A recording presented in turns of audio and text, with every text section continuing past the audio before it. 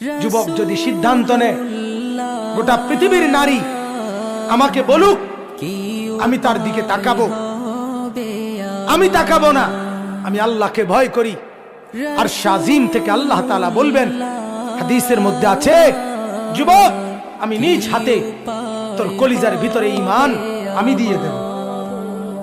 মান তারাকাহা মাখাফাতি আবদালতুহু ঈমানান ইয়াজিদু হালাওয়াতাহু ফি কলবি।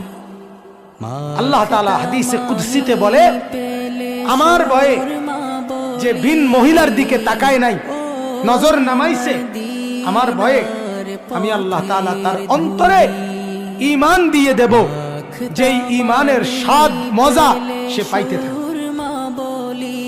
হাদিসে কুদসি, হাদিসে কুদসি।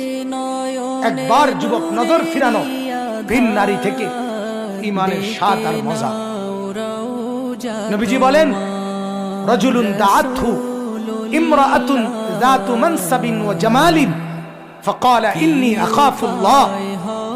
যেই যুবককে, যেই পুরুষকে কোন সুন্দরী রূপসী বংশীয়া নারী জিনার দিকে আমন্ত্রণ করে, অশ্লীলতার দিকে, প্রেমের দিকে, সেই ছেলে, সেই যুবক, সেই পুরুষ যদি বলে, না আমি আল্লাহকে ভয় করি, ইন্নী আখাফুল্লাহ, খোদার কসম, আরশে আজিম থেকে তখন আল্লাহ তাআলা খুশি হয়ে বলে, যুবক আমি ওয়াদা দিলাম হাসরের দিন আমার আরশের নিচে আমি তোকে আমার পাশে বসবে, আমার সাথে রাখবো।